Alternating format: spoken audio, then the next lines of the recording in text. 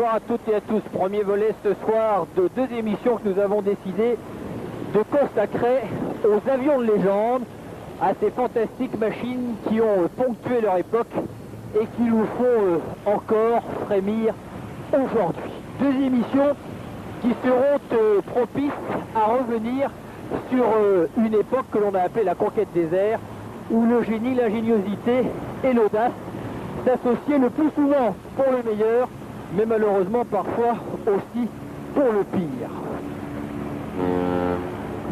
Nous commençons ce soir par ces deux émissions donc consacrées à quelques-unes des étapes les plus importantes de la conquête du ciel, par la visite de l'un des endroits sans doute là aussi les plus prestigieux de l'aéronautique internationale. Nous sommes ce soir en Union soviétique, plus exactement en Russie, dans l'antre de l'un des constructeurs soviétiques aéronautiques les plus connus au monde. Lorsque l'on pense aéronautique en Russie, on cite en général les constructeurs suivants: Tupolev, de renommée internationale, Antonov, Sukhoi, Yak, mais aussi celui qui obtint grâce à son génie et à son talent le monopole de la construction des hydravions en Union soviétique. Je veux parler du constructeur Bereyev, cet homme né en Géorgie au début du siècle, à qui l'on doit une fantastique dynastie d'hydravions, les Bereyev.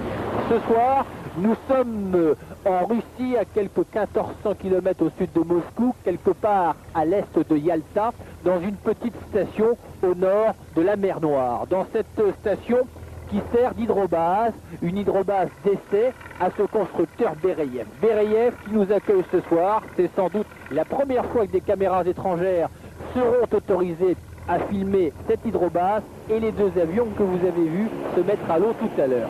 Deux hydravions, deux fleurons de ce constructeur soviétique mis en œuvre tout spécialement pour la réalisation de cette émission ce soir.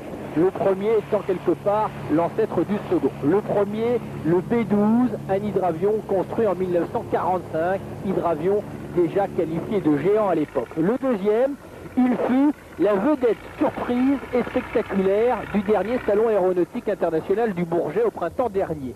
C'est le A40, sous le nom de code Albatros, encore au stade de prototype, qui devrait donner naissance dans les années à venir à l'hydravion le plus moderne et surtout le plus grand contemporain au monde. L'Albatros, fantastique machine qui lui aussi deviendra un avion de légende. Il est déjà considéré d'ailleurs par tout le milieu aéronautique comme une pièce tout à fait unique. Cet avion, nous avons été autorisés à aller voler à l'intérieur. C'est ce que nous allons faire dans quelques instants en se mettant à coupe donc de ce Bereyev A40 ici sur les eaux de la mer Noire.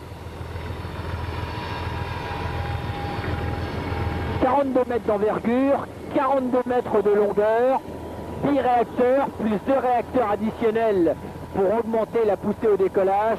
Voilà pour les principales caractéristiques de cet avion, capable de voler à 800 km/h sur quelques 5000 km d'autonomie. Autant vous dire que là, les soviétiques ont vu dans le gigantisme.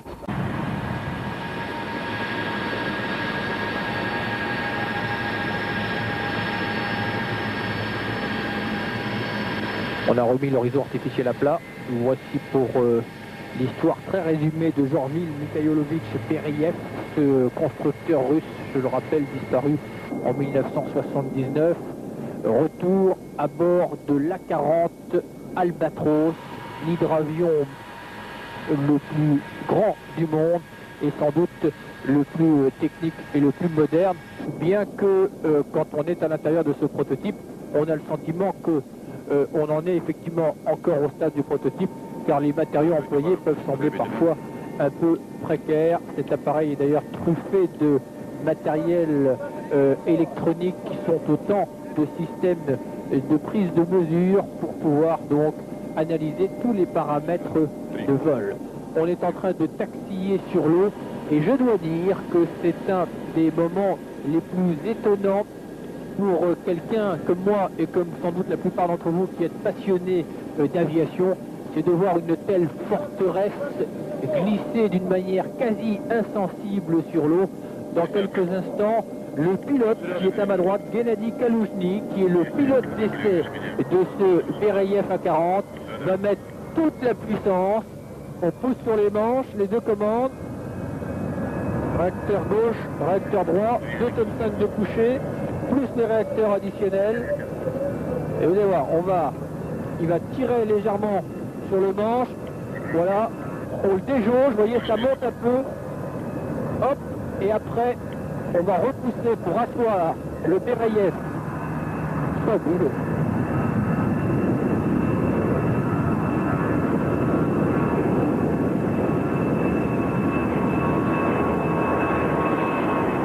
Et on prend de la vitesse. Et quand on aura la vitesse, voilà, c'est en train de se faire, on décolle. Lorsque vous voyez ce que je vois moi de l'intérieur, mais vous de l'extérieur, c'est qu'on est en patrouille. Ouais. On est en patrouille, et elle dans elle, avec le B12. C'est vraiment le fils et le père qui s'accompagnent. Le père étant dans notre aile droite, magnifique patrouille au-dessus des eaux sombres de la mer Noire, mais avec quand même une... Là, de bonnes conditions climatiques. Et regardez le B12 qui va arriver juste dans le hublot ici. Superbe. Une fantastique. Voilà, vous le voyez passer dans la fenêtre. Et pour les passionnés d'hydravion, là, on ne peut pas être plus heureux.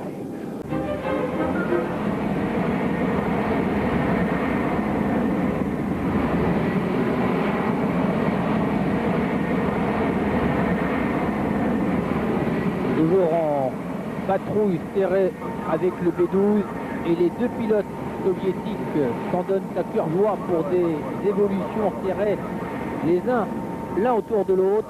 Tout cela filmé par un troisième avion. Vous reconnaissez bien d'ailleurs l'Albatros avec son fuselage et ses ailes en flèche, une forme très caractéristique. Toujours donc au-dessus des eaux de Galendik, cette station au nord de la mer Noire. Voilà pour les deux avions soviétiques, voilà pour les hydravions géants. Retour donc à bord de l'Albatros. Cet avion, je rappelle, 42 mètres de longueur, 42 mètres d'envergure. On voit bien le B12 là. Maintenant, on peut vraiment voir les détails du fuselage quand on est prêt.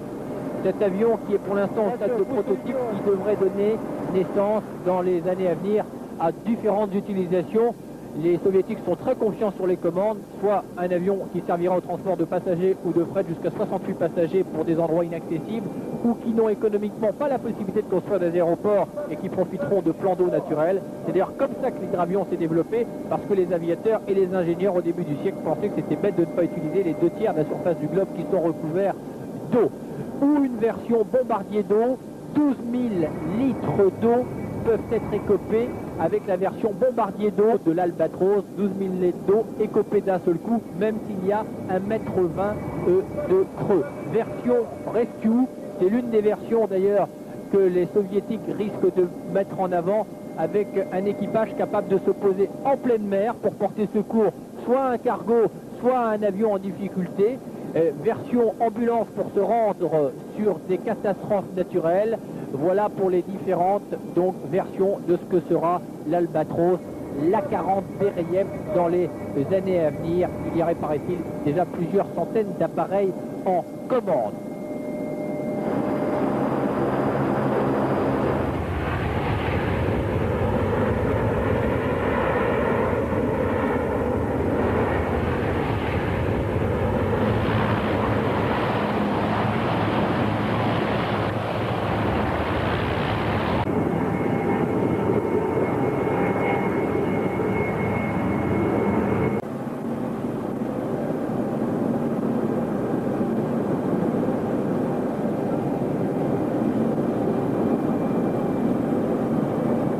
Si vous voulez, les commandes du Beraïev avec les soviétiques, c'est ça qui est fantastique.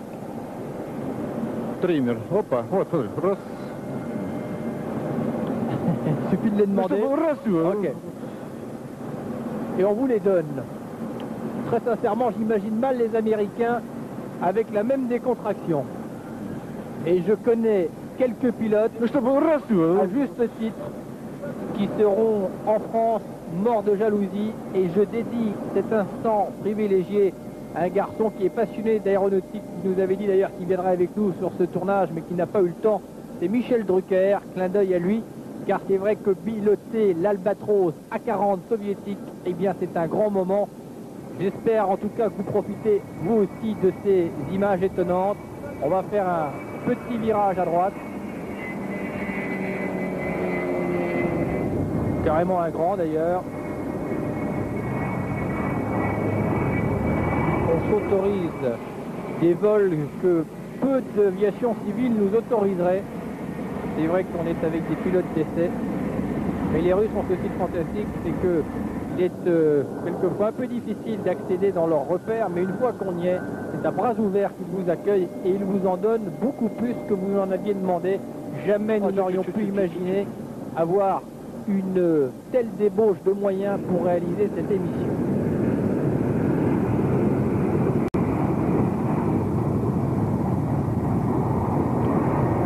À flanc des falaises, là on est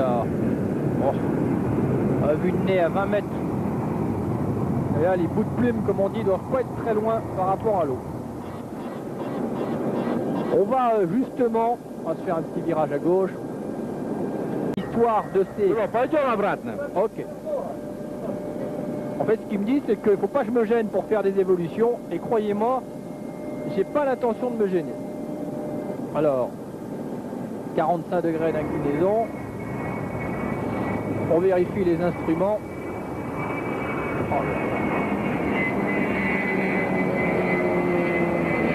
Voilà, maintenant, avant de voir l'Antonov 25, on va se faire un petit amérissage. Et juste après, l'histoire de ces records au-dessus de l'océan Arctique, eh bien, les Soviétiques ont décidé eux aussi de profiter de ce moyen pour établir un record de plus à leur actif.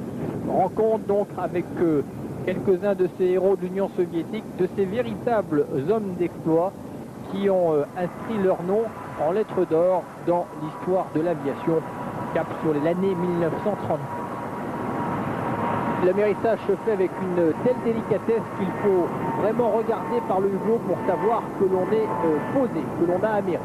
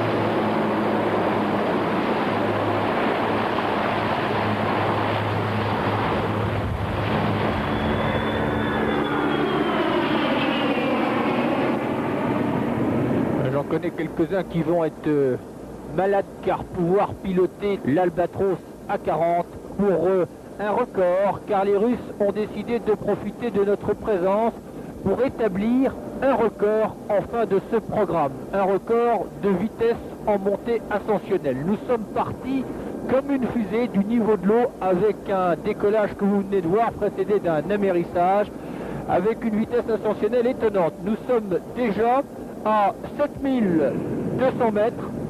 On m'a prêté les commandes de l'appareil et regardez, je m'amuse à faire un virage à droite. Je suis tellement étonné que les Russes me laissent piloter avec une telle aisance cet hydravion qui doit être le plus grand hydravion du monde contemporain. Je vous rappelle, 42 mètres de longueur, nous sommes au-dessus de la mer Noire. Nous sommes montés à plus de 7000 mètres en l'espace seulement de quelques minutes. Pour les Russes, cette vitesse de montée ascensionnelle est très importante car elle permettra d'établir avec un hydravion de cette taille, chargé avec une charge très importante, près de 10 tonnes de charge, un record qui sera sans doute très dur à battre. Voilà, on esquisse quelques virages serrés de droite et de gauche au-dessus de la mer Noire, et avec cette vision fantastique juste devant le cockpit de l'appareil, ce rostre qui est cette perche de ravitaillement en vol, au-dessus de cette couche de altocumulus, on se prend tout d'un coup à être dans la navette spatiale soviétique. Ce qui est très étonnant dans cet Albatros, et c'est un peu à l'image de l'aéronautique et de l'espace soviétique, c'est que des matériaux très rustiques, regardez ce cockpit, je rappelle qu'on est à bord d'un prototype, eh bien, ressemble quand même à un cockpit d'avion assez ancien, mais en revanche, nous sommes à bord des hydravions les plus modernes au monde, l'Albatros. On est maintenant toujours à 7000 mètres, nous avons établi en palier donc notre vol de croisière. Et on va peut-être même d'ailleurs commencer notre descente pour aller amérir pour la fin de cette émission. On va amérir, les volets sont sortis, on est en approche après 200 km/h. On ira se hisser sur l'hydrobase et après, eh bien, on conclura cette émission dans une tradition que les pilotes qui doivent voler pour la première fois dans un nouvel appareil doivent connaître, car c'est une tradition qui n'est pas toujours agréable et qui est aux dépens d'ailleurs du novice.